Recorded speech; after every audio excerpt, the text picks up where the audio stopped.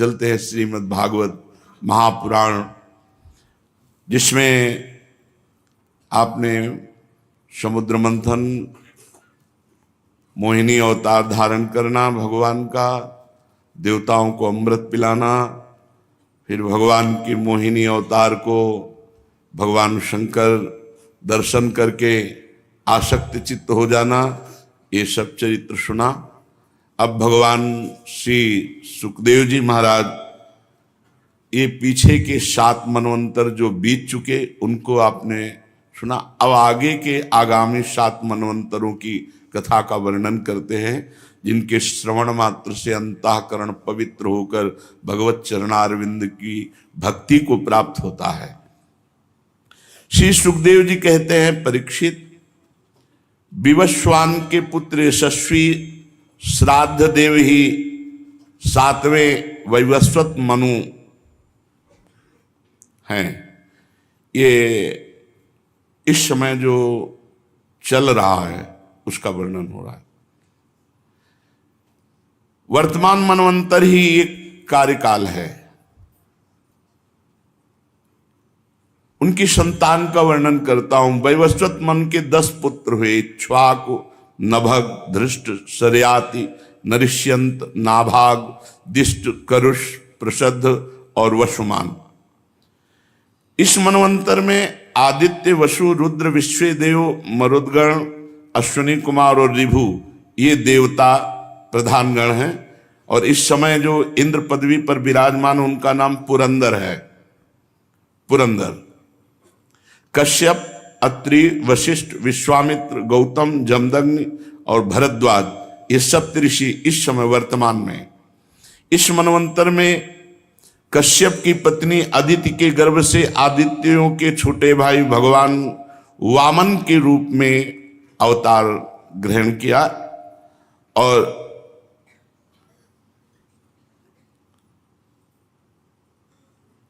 भगवान ने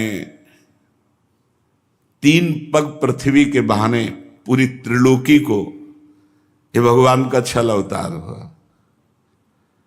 पर धन्य है महाराज बलि की कि गुरुदेव के कहने पर भी रुके नहीं और भगवान को 3 पग पृथ्वी दान की। ये हम आगे सुनाएंगे। श्री सुखदेव जी परीक्षित जी से कहते हैं, भगवान सूर्य की 2 पत्नियां थी, संज्ञा और छाया। ये दोनों विश्वकर्मा की पुत्री थी। उनसे भगवान यमराज और यमी और श्राद्ध देव ये 3 संतानें हुई। भगवान सूर्य के पुत्र हैं श्री यमराज जी। छाया के 3 संतानें हुई, सावरण, शनिश्चर और तप्ती। शनि भी भगवान सूर्य के पुत्र हैं, सावरण भी, और तप्ती नाम की कन्या जो संवरण की पत्नी हुई। और बड़वा का रूप धारण किया जब संज्ञा ने, तब अश्विनी कुमार जो देवताओं के वैद्य हैं ये भी भगवान सूर्य के ही पुत्र हैं। 8वें मनवंतर में सांवरणी मनु होंगे, उनके पुत्र होंगे निर्मोक, विरजस कादि। परीक्षित, उस समय श्रुतपा, विरजा, अमृतप्रभ नामक देवगण होंगे। इन देवताओं के इंद्र होंगे विरोचन के पुत्र बलि। अगला जो देवराज इंद्र पद पर विराजमान होने वाले हैं वो महाराज बलि होंगे। अभी वर्तमान में पुरंदर विराजमान है। वामन अवतार ग्रहण करके इन्हीं से 3 पग पृथ्वी मांगी थी और छल करके सारी त्रिलोकी को ले लिया। राजा बलि को एक बार तो भगवान ने बांध दिया,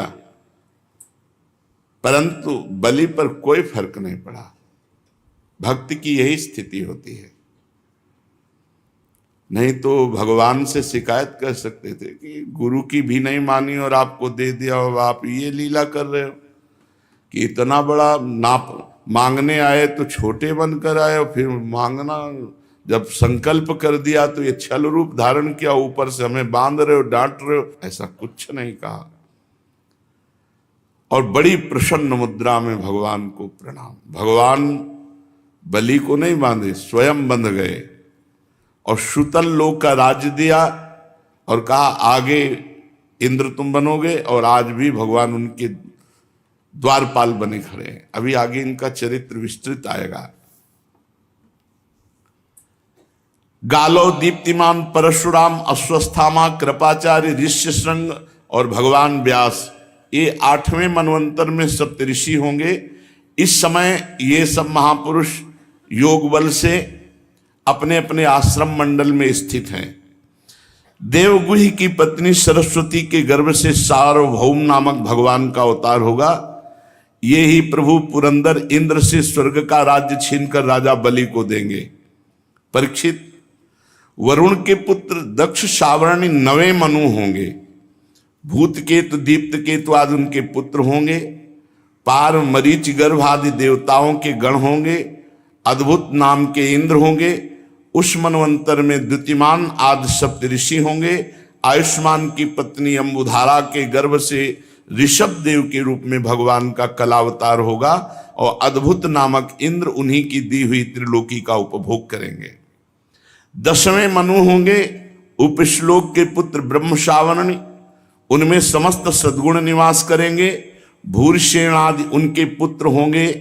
हविष्यमान, सुकृति, सत्य, जय, मूर्ति आदि सप्तऋषि, सुवासन, विरुद्ध आदि देवगण और इंद्र होंगे शंभु। विसृज की पत्नी विसूची के गर्भ से भगवान विश्वक्सेन के रूप में अंशावतार ग्रहण करके शंभु नामक इंद्र से मित्रता करेंगे। 11वें मनु होंगे अत्यंत संयमी धर्म सावरणी, उनके सत्य, धर्म आदि 10 पुत्र होंगे। विहंगम, कामगम, निर्वाण रुचि आदि देवताओं के गण होंगे। अरुणादि सप्तऋषि होंगे। वैधृत नामक इंद्र होंगे। आर्यक की पत्नी वैधृता के गर्भ से धर्म सेतु के रूप में भगवान का अवतार होगा और उसी रूप में वे त्रिलोकी की रक्षा करेंगे। 12वें मनु होंगे रुद्र सावरणी, उनके देववान, उपदेव, देवश्रेष्ठ आदि पुत्र होंगे। उस मनवंतर में ऋतधामा नामक इंद्र होंगे। हरित आदि देवगण होंगे। तपोमूर्ति, तपस्वी, आग्निध्रक आदि सप्तऋषि होंगे। सत्य सहा की पत्नी सुंदता के गर्भ से स्वधाम के रूप में भगवान का अवतार होगा और उसी रूप में भगवान उस मनवंतर का पालन करेंगे। 13वें मनु होंगे परम जितेंद्री देव सावरणी, चित्रसेन, विचित्र आदि उनके पुत्र होंगे। सुकर्म और सुत्राम आदि देवगण होंगे। इंद्र का नाम होगा दिवसपति। उस समय निर्मोक और तत्वदर्श आदि सप्तऋषि होंगे। देवहोत्र की पत्नी बृहति के गर्भ से योगेश्वर भगवान का अवतार होगा और उस रूप में भगवान दिवसपति को इंद्र पद प्रदान करेंगे। 14वें मनु होंगे इंद्र सावरणी, उरु, गंभीर बुद्धि आदि उनके पुत्र होंगे। उस समय पवित्र चाक्षुष आदि देवगण होंगे। इंद्र का नाम होगा शुचि। अग्नि, बाहु, शुचि, शुद्ध और मागध ये सप्तऋषि होंगे। उस समय सत्यायन की पत्नी विताना के गर्भ से बृहद भानु के रूप में भगवान का अवतार होगा और वो कर्म कांड का विस्तार करेंगे। परीक्षित, ये तुम्हें 14 मनवंतर सुनाए जो भूत, वर्तमान और भविष्य तीनों काल में चलते रहते हैं। इन्हीं के द्वारा 1000 चतुर्युगी वाले कल्प के समय की गणना की जाती है। राजा परीक्षित ने पूछा, भगवान बड़े कृपालु हो, आप कृपा करके आप 14 मनवंतर का वर्णन किया। अब मनुपुत्र और सप्तऋषि अपने अपने मनवंतर में किसके द्वारा नियुक्त होकर कौन कौन सा काम करते हैं, ये आप कृपा करके मुझे बताइए। श्री सुखदेव जी ने कहा, परीक्षित, मनुपुत्र और सप्तऋषि और देवता सबको नियुक्त करने वाले तो एकमात्र स्वयं भगवान ही है। भगवान के जिन यज्ञ पुरुष आदि अवतार शरीरों का वर्णन मैंने किया, उन्हीं की प्रेरणा से मनु आदि विश्व व्यवस्था का संचालन करते हैं। जब चतुर्युगी के अंत में समय उलट फेर से श्रुतियां नष्ट प्राय हो जाती हैं तो सप्तऋषिगण अपनी तपस्या से श्रुतियों का साक्षात्कार करते हैं प्रत्येक मनवंतर में, और उन श्रुतियों में ही सनातन धर्म की रक्षा होती है। राजन, भगवान की प्रेरणा से अपने अपने मनवंतर में बड़ी सावधानी से सबके सब मनु पृथ्वी पर चारों चरण से परिपूर्ण धर्म का अनुष्ठान करवाते हैं। मनुपुत्र मनवंतर भर काल और देश दोनों का विभाग करके प्रजा का पालन का धर्म कार्य करते हैं। पंच महायज्ञ, ऋषि, पितर, भूत, मनुष्य सबका संबंध है। ये मनवंतर में यज्ञ का भाग स्वीकार करते हैं। भगवान के द्वारा दी हुई त्रिलोकी की अतुल संपत्ति का उपभोग इंद्र करते हैं। संसार में यथेष्ट वर्षा कराना, संसार में कहां क्या कैसी व्यवस्था, ये सब देवराज इंद्र के हाथ में होती है। युग युग में भगवान विविध सिद्धों का रूप धारण करके सनकादि, याज्ञवल्क आदि ज्ञान का उपदेश करते हैं। दत्तात्रेय आदि योगेश्वरों का रूप धारण करके योग का उपदेश करते हैं। मरीच आदि प्रजापतियों के रूप में सृष्टि का विस्तार करते हैं, और सम्राट के रूप में दुष्ट हिंसक लुटेरों का वध करते हैं। पुराण तत्व के विद्वानों ने प्रत्येक अवान्तर कल्प के 14 मनवंतर बताए, और हर मनवंतर में ऐसा ही होता है। राजा परीक्षित ने पूछा, भगवान श्री हरि सबके स्वामी हैं, और आपने कहा वामन अवतार धारण करके राजा बलि से मांगा। प्रभु, मुझे ये बात समझ में नहीं आ रही कि त्रिभुवन के स्वामी होकर उन्होंने मांगना क्या था? उन्हीं की संपत्ति थी, मांगना क्या था? अच्छा चलो मांग लिया, फिर बलि को बांध क्यों दिया? मेरे हृदय में बात जम नहीं रही कि भगवान को पहली बात तो मांगना नहीं, और मांग लिया, उन्हीं की संपत्ति थी, फिर बांधा क्यों? उसने तो सब दे दिया, फिर बलि को बांधा क्यों? मेरा बड़ा कौतूहल हो रहा है हृदय में कि भगवान के द्वारा निरपराध को बंधन में डालना, ये दोनों संभव कैसे हुआ, ये हम जानना चाहते हैं। श्री सुखदेव जी ने कहा, परीक्षित, जब इंद्र ने बलि को पराजित करके उनकी संपत्ति छीन ली और प्राण भी ले लिए, एक तरह से बलि को, तो भृगुनंदन शुक्राचार्य जी ने बलि के शरीर को एकांत में ले जाकर मत संजीवनी विद्या से जीवित और स्वस्थ और तेजस्वी कर दिया। इस पर शुक्राचार्य जी के शिष्य महात्मा बलि ने अपना सर्वस्व उनके चरणों में चढ़ा दिया। तन मन से गुरु जी की सेवा, गुरु के आश्रित परीक्षित, जो अपने गुरु के आश्रित और गुरु की सेवा परायण है, वो पूरे विश्व पर विजय प्राप्त कर सकता है। बड़ी महिमा है गुरु सेवा की। देखो, गुरु सेवा के प्रताप से ही संदीपिनी जी जगत गुरु भगवान श्री कृष्ण के गुरु बने, अपने गुरुदेव की सेवा के प्रताप से। बलि जी समझ गए कि हमारे गुरुदेव का कृपा प्रसाद, देवराज इंद्र का पद अवश्य वापस आ जाएगा। शुक्राचार्य जी बहुत प्रसन्न हुए देख करके पूर्ण समर्पण बलि का। गुरु क्या देखते हैं? पूर्ण समर्पण। मन, बुद्धि, चित्त, अहंकार, ये आज्ञा पे चले गुरु के, बस इतना ही गुरुदेव चाहते हैं। ये रुपया, पैसा, भोग सामग्री, वस्तुएं, इसका महत्व अगर गुरुजनों के चित्त में है तो उन्होंने अभी तक प्राप्त क्या किया? इससे थोड़ी खुश होते हैं कि नहीं, आप आज्ञा उल्लंघन करो, खूब हलवा पूड़ी खवाओ तो प्रसन्न थोड़ी होंगे। आज्ञा का पालन कर रहे हो, इसी से खुश हो जाते हैं।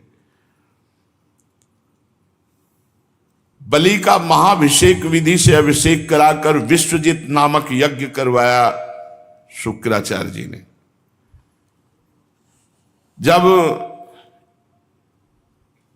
यज्ञ की विधि से हविष्यों के द्वारा अग्नि देवता की पूजा की गई तो यज्ञ कुंड में सोने की चद्दर से मढ़ा हुआ एक सुंदर रथ निकला।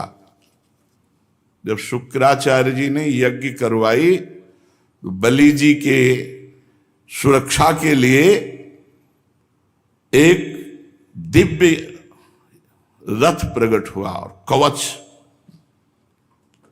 और हरे रंग के घोड़े, सिंह के चिन्ह से युक्त रथ पर लगाने की ध्वजा। प्रहलाद जी ने देखा कि गुरु शुक्राचार्य जी बहुत प्रसन्न हैं और बलि के लिए यज्ञ से दिव्य घोड़ा और कवच, तो उन्होंने एक माला प्रदान की। अब प्रहलाद जी जैसे कृपा करें तो भला विजय क्यों नहीं हो जाएगी। गुरु शुक्राचार्य कृपालु, मंत्र बल से देवता अग्नि, उन्हीं से रथ प्रकट हुआ। प्रहलाद जी ने एक ऐसी माला दी जो कभी कुम्हलाए ना, और माला गले में पड़ी तो कोई पराजित नहीं कर सकता। शुक्राचार्य जी ने शंख दिया, पूरा स्वस्ति वाचन कराए। बलि जी ने प्रहलाद जी के चरणों में प्रणाम किया और भृगुवंशी गुरुदेव को दाहिने करके रथ पर सवार हुए, कवच धारण किया। अपने ईश्वर बल से दैत्य सेनापतियों को साथ लिया, देवराज इंद्र पर चढ़ाई कर दी। ऐसा लग रहा था मानो आकाश को पी जाएंगे, क्षितिज को भस्म कर देंगे। बहुत बड़ी सेना अंतरिक्ष को कपाते हुए अमरावती पर चढ़ाई कर दी, देवराज इंद्र के महल पर। जे भी राजधानी अमरावती देवताओं की दैत्यों ने घेर ली। अब तो विश्वकर्मा का बनाया हुआ दिव्य सब स्थान नष्ट भ्रष्ट करने लगे दैत्यजन। देवांगनाएं भागने लगी। अमरावती इतनी मनोहर थी मानो त्रिभुवन की सुंदरता वहां एकत्रित की गई हो। इंद्र ने देखा कि बलि के सामने टिकना असंभव, क्योंकि उनके ऊपर गुरु कृपा है। तो अपने गुरु बृहस्पति जी के पास गए, उनसे बोले भगवान इस बार तो ऐसी शक्ति दिखाई दे रही कि जीत पाना कठिन है। मैं देखता हूं कि बलि को कोई रोक ही नहीं सकता, ऐसे प्रलयंकारी आग की तरह बढ़ता चला आ रहा है। आप कृपा करके बताइए कि मेरे शत्रु की इतनी जल्दी इतनी बढ़ती कैसे हो गई और इसे कैसे दबाया जा सकता है। देवगुरु बृहस्पति ने कहा इंद्र, मैं तुम्हारे शत्रु बलि की उन्नति का कारण जानता हूं। उसने अपने गुरुदेव को रिझा लिया है।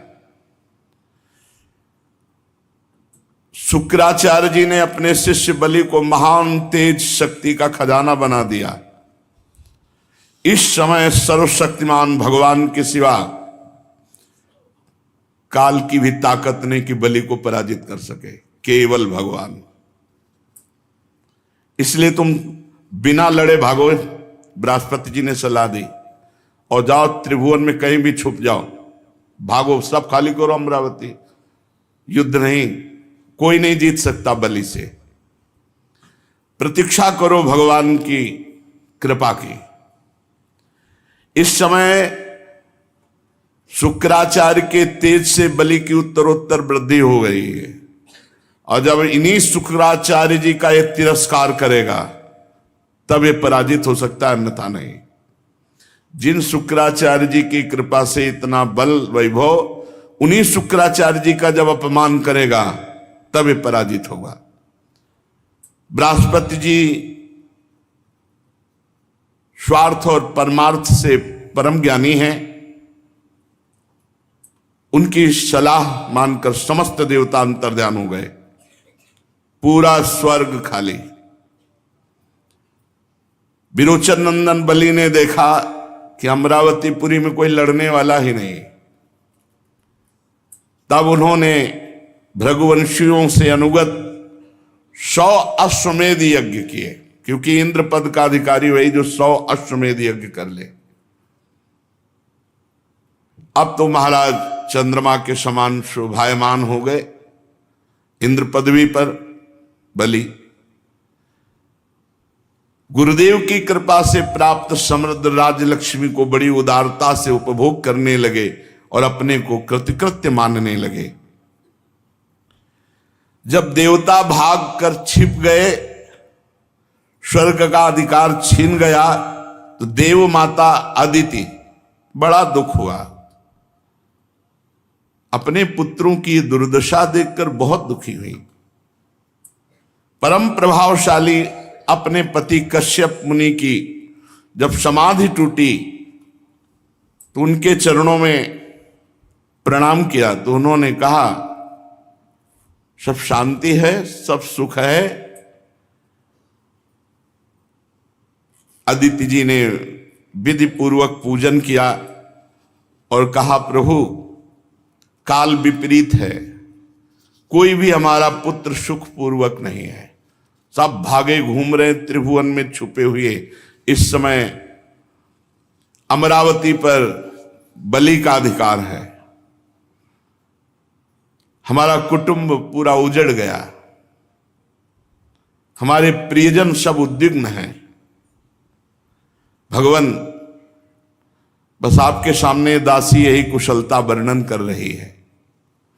मैंने आज तक कभी किसी का तिरस्कार नहीं किया, इसीलिए मैं देव माता कही जाती हूं।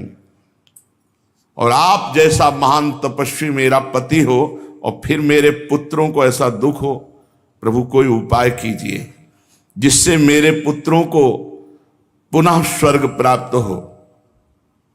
इस प्रकार अदिति जी ने जब कश्यप जी से प्रार्थना की तो विस्मित होकर बोले, बड़े आश्चर्य की बात है, भगवान की कैसी प्रबल माया है।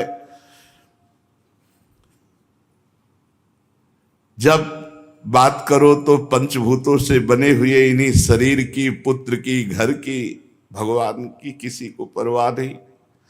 अरे प्रकृत से परे आत्म तत्व की कोई चर्चा नहीं करता। अरे समझो ना, यहां कोई किसी का पति है, ना पुत्र है, ना तो संबंधी है, ये मोह ही नाच नचा रहा है। प्रिय, तुम संपूर्ण प्राणियों के हृदय में विराजमान अपने भक्तों के दुख मिटाने वाले भगवान श्री कृष्णचंद्र वासुदेव की आराधना करो, जो चाहोगे वो प्राप्त हो जाएगा। भगवान श्री कृष्ण की आराधना कभी व्यर्थ नहीं होती, इसके सिवा कोई उपाय नहीं है। अदिति ने पूछा, उपासना का स्वरूप क्या होगा? मेरे मनोरथ की पूर्णता होनी चाहिए, आप उपदेश कीजिए, मैं वो नियम धारण करूंगी। मैं बहुत दुखी हूं, मुझे ज्ञान नहीं, मेरे पुत्र स्वर्ग पर विराजमान हो, मैं देखना चाहती हूं, मुझे आराधना बताइए, क्या आराधना करनी, मैं देव माता हूं। कश्यप जी ने कहा, देवी, भगवान को प्रसन्न करने के लिए जिस व्रत का उपदेश वो मैं तुम्हें बता रहा हूं, ये फागुन के शुक्ल पक्ष में 12 दिन तक केवल दूध पीकर किया जाता है, और जो कामना करे उस कामना की पूर्ति हो जाएगी। 12 दिन तक इसे पयो व्रत कहते हैं। इन व्रतों में बड़ी सामर्थ्य है। अमावस्या के दिन शूकर की खोदी हुई मिट्टी उसको लावे और अपने शरीर को मलकर नदी में स्नान करे। उस समय ये मंत्र पढ़ना चाहिए, त्वं देव्यादि वराहेण रसायाः स्थानमिच्छता उद्धृता से नमस्तुभ्यम पापमानम में प्रणाशय। संस्कृत ना आवे तो हिंदी से, हे देवी, प्राणियों के स्थान देने की इच्छा से वाला भगवान ने रसातल से तुम्हारा उद्धार किया था। हे पृथ्वी देवी, तुम्हें नमस्कार है, तुम मेरे पापों को नष्ट कर दो। ऐसा कहते हुए और सुअर की खोदी हुई मिट्टी से पूरे शरीर को मलकर फिर नदी में स्नान करें। इसके बाद अपने नित्य नैमित्तिक नियमों को पूरा करके एकाग्रचित से मूर्ति, वेदी, सूर्य, जल, अग्नि और गुरुदेव रूप से भगवान की पूजा करें। फिर प्रार्थना करें, प्रभु आप सर्वशक्तिमान हैं, अंतर्यामी और सबके आराधनीय हैं, समस्त प्राणी आप में और आप समस्त प्राणियों में निवास करते हैं, इसी से आपको वासुदेव कहते हैं। आप समस्त चराचर जगत और उसके कारण के भी साक्षी हैं। हे भगवान वासुदेव, मैं आपको नमस्कार करती हूं। भगवान को नमस्कार करके भगवान की स्तुति करे कि आप सबके प्राण हैं, आप इस जगत के स्वरूप हैं, आप योग हैं, योग के कारण हैं, आदिदेव हैं, पीतांबरधारी केशव। मैं आपकी स्तुति करती हूं, आपकी चरण रज की उपासना करती हूं, आपकी कृपा लालसा प्राप्त करने के लिए। फिर गंधमाला आदि से भगवान का पूजन करे और दूध से भगवान की मूर्ति का स्नान करावे। इसके बाद वस्त्र यज्ञोपवीत आभूषण जो व्यवस्था है, द्वादशाक्षर मंत्र से भगवान का पूजन करे और दूध में पकाए हुए घी और गुड़ और साली के चावल से द्वादशाक्षर मंत्र से हवन करे। कुछ नैवेद्य भोग लगावे, सबको बांट दे, जरा सा स्वयं पाले, भगवान को आचमन करावे। फिर तांबूल पान का बीड़ा और 108 बार द्वादशाक्षर मंत्र का जप करे। फिर 4 प्रदक्षिणा दे और भूमि पर लौटकर साष्टांग दंडवत प्रणाम करे। निर्माल्य को सिर पर लगावे और वो जो खीर बनावे तो रोज कम से कम 2 ब्राह्मणों को पवावे, उनको दक्षिणा दे, सत्कार करे। ब्रह्मचर्य से रहे, प्रातःकाल स्नान करके दूसरे दिन फिर ऐसी पूजा करे, फिर भगवान को वैसे दुग्ध स्नान, फिर वैसे 2 ब्राह्मणों को। 12 दिन तक ऐसे ही ब्रह्मचर्य रहकर वो स्वयं केवल दूध पिए, पयोव्रत कहते हैं, और भगवान की ऐसे आराधना करे, जो चाहेगा वो प्राप्त हो जाएगा। ये फाल्गुन शुक्ल प्रतिपदा से लेकर त्रयोदशी पर्यंत ब्रह्मचर्य से रहे, भूमि पर शयन करे, 3 समय स्नान करे, झूठ न बोले, पापी आदमी से बात न करे और पाप की बात न करे, और छोटे बड़े सब भोगों का त्याग कर बिल्कुल ऐसे ही रहे जैसे संत, किसी भी प्राणी को कष्ट न पहुंचाए, भगवान की आराधना करे। तो ये बहुत कम समय में 12 दिन में ये पयोव्रत रखने वाला जो कामना करेगा उसकी पूर्ति हो जाएगी। अत्यंत एकाग्रचित होकर के इसकी आराधना करना चाहिए। पयोव्रत, इसका नाम पयोव्रत है। ब्रह्मा जी ने मुझे बताया था, मैंने तुम्हें बता दिया। देवी तुम भाग्यवती हो, तुम इसको कर सकती हो। कल्याणी, भगवान को संतुष्ट करने वाला ये सर्व पयोव्रत है जिससे भगवान प्रसन्न होते हैं। परीक्षित अपने पतिदेव महर्षि कश्यप जी का उपदेश प्राप्त करके अदिति ने सावधानी से 12 दिन तक पयोव्रत का अनुष्ठान किया। जे ही पूरा व्रत हुआ तो सामने देखा भगवान प्रकट हो गए।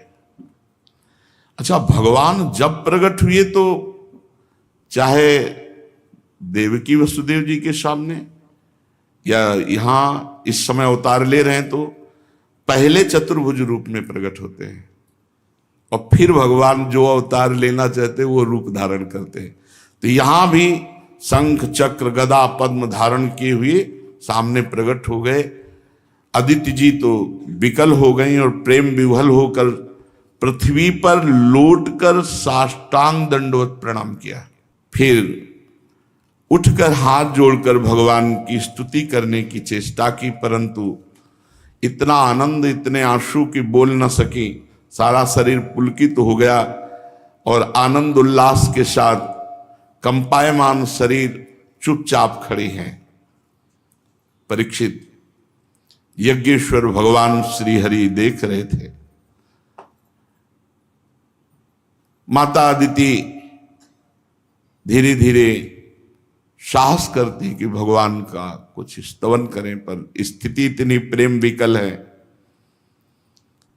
फिर हिम्मत की और लड़खड़ाए हुए शब्दों में कहा, आप यज्ञ के स्वामी हैं, स्वयं यज्ञ हैं, आप अच्युत हैं। आपके चरण कमलों का आश्रय लेकर घोर पापी भी भव समुद्र से तर जाता है। आपके नाम का कीर्तन, नाम का श्रवण ये संसार से तारने वाला है। आपके नामों के श्रवण मात्र से परम कल्याण हो जाता है। हे आदि पुरुष, हम आपकी शरण में हैं। सारी विपत्तियों का आप नाश करने वाले हैं। हे स्वामी, आप हमारा कल्याण कीजिए। भगवान ने कहा, देवताओं की जननी, मैं तुम्हारी अभिलाषा को जानता हूं। शत्रुओं ने तुम्हारे पुत्रों की संपत्ति छीन ली है, स्वर्ग से खदेड़ दिया है। तुम चाहती हो कि युद्ध में तुम्हारे पुत्र उन्मत्त वाले बलि असुरों को जीतकर विजय लक्ष्मी प्राप्त करें, इसीलिए तो आराधना किया है ना। तुम्हारे पुत्र धन समृद्धि से युक्त हो जाएं और जैसे विराजमान थे पहले स्वर्ग में वैसे ही आनंद हो जाए। तो देवी, ये तो नहीं हो सकता। असुर सेनापतियों को जीता नहीं जा सकता, ऐसा मेरा निश्चय है, क्योंकि ईश्वर और गुरु उनके अनुकूल हैं। लड़ाई नहीं की जा सकती, पर मुझे प्रसन्न कर लेना व्यर्थ भी नहीं जाता। इसलिए मैं तुम्हारे लिए तुम्हारा पुत्र बनकर जाऊंगा और जाकर के उनसे मांगूंगा। लड़ाई तो नहीं हो सकती, मांग करके भिक्षा रूप में फिर तुम्हें देंगे। भगवान ऐसा आश्वासन दिया, जो आगे चरित्र है फिर श्रवण कीजिए। श्री राधा वल्लभ लाल।